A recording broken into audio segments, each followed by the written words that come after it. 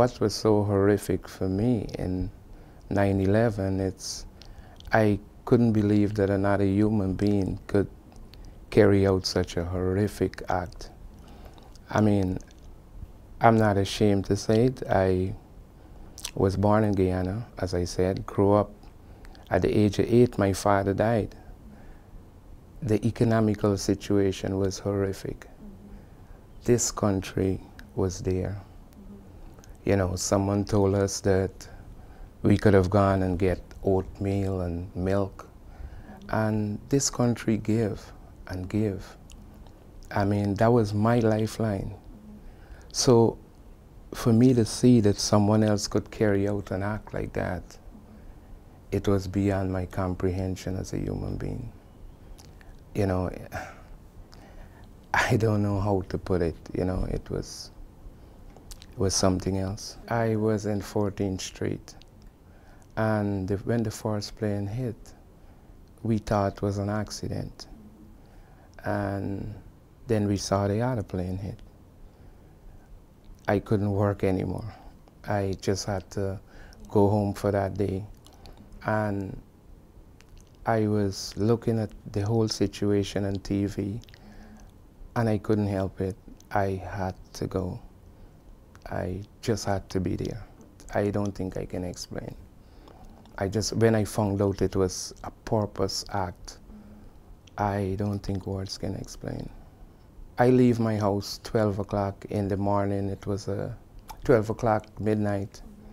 And I went down and I stood at Chelsea Piers from 12 midnight. And then a cop came out and he says they need oxygen, they need acetylene. At the time I was working for New Roads. So I called the owner of New Roads and I says, look, this is a situation here, we need oxygen, we need acetylene. And he says, not a problem, take it. And I told him, I says, I'm going in. Because I know what this country stands for. I know what this country stands for, and I saw the compassion that they had done for me in my time of need. So there's no way I was gonna walk away, no way. I couldn't do it. Maybe without this country I wouldn't have gotten a trade, maybe I wouldn't have learned anything. Because after my father died, we had nothing. Without the assistance, you know, it was just cornmeal. It might seem like just cornmeal for a lot of people, but for me that was a lifeline. You could have gotten cornmeal, you could have gotten milk, and I could remember those packages clearly, USA, not to be sold, and I can see my mother going into the cupboard and taking that out. That was all we had. I'm not ashamed to say that. That was all we had. So how could I just lay in bed and look this on TV? I couldn't do it. I went down there on the 14th, and I had an ID, and then I went back and I get another ID, and I left sometime in December. It changed, and that was one of the reasons that I had to leave. Because what happened, the first badge they give us was a temporary badge, and it expired, I think, in about a month. But after it expired, I still went back into the line and pick up another badge. I just saw people going in the line and I went back and I take another badge. But after that, they changed the badge again, and it become, if you go and ask someone for help, you could have helped, but you had to be paid. And I wasn't prepared to accept cash. I did it for me. When I get there first, I had, from Chelsea Piers, they give us buckets and a hook that you can pull things up. That we had, and I had gloves. I did have that. And when I go there, someone did give me a mask, the paper mask, and you know, I was using that. The problem with the mask is that when you work and you become tired, you have to remove it to get a good set of air. Because if you're working at a slow pace, the mask is not a problem. But if you're working at a heavy pace, you have to take it, remove it after a while, it gets clogged up. But there weren't people to replace the mask. There was a lot of dust. When it says lots of dust.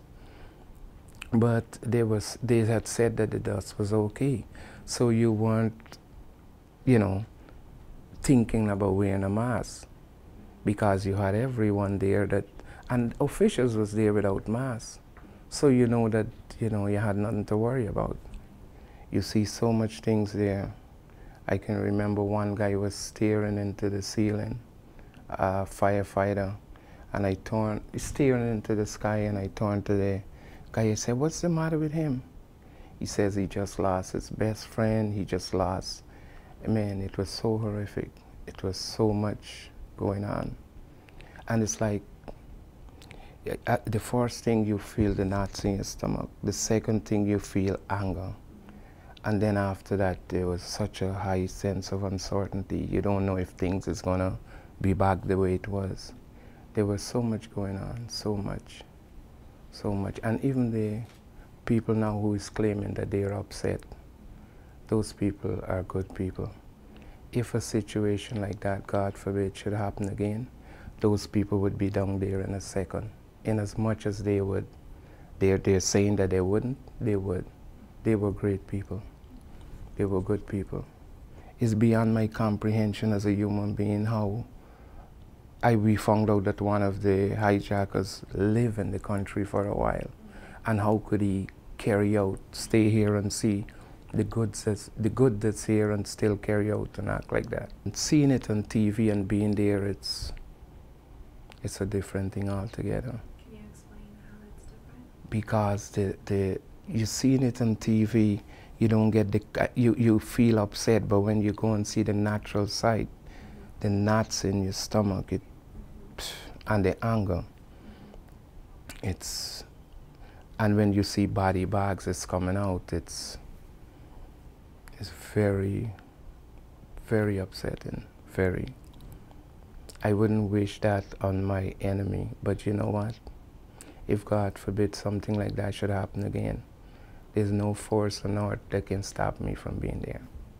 I would do it all over again. I have no regrets, none, none. If someone don't believe that the devil exists, you just have to look at what happened there. You can never feel that another human being can do something like that. It still is hard for me to, so I just don't even think about it sometimes. It's hard for me to figure how someone can do that. It's very hard. I was one of the recipients of the compassion of this country. No one asked anything of me. They were there when I needed them. This country was there when I was in need. I would do it in a second.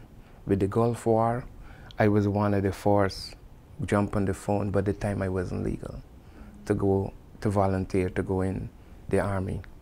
But they says at the time I was too old too. So I would do it again, and not just me. 90% of the guys was there would do it again in a second. They would. I know what I'm saying. This is the best country on the planet. And what you have seen there is what America is about. That's America.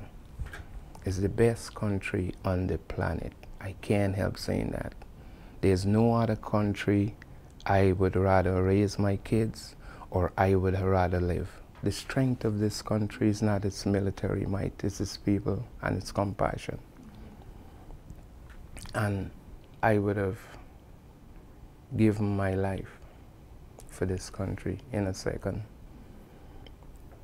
And I truly mean that.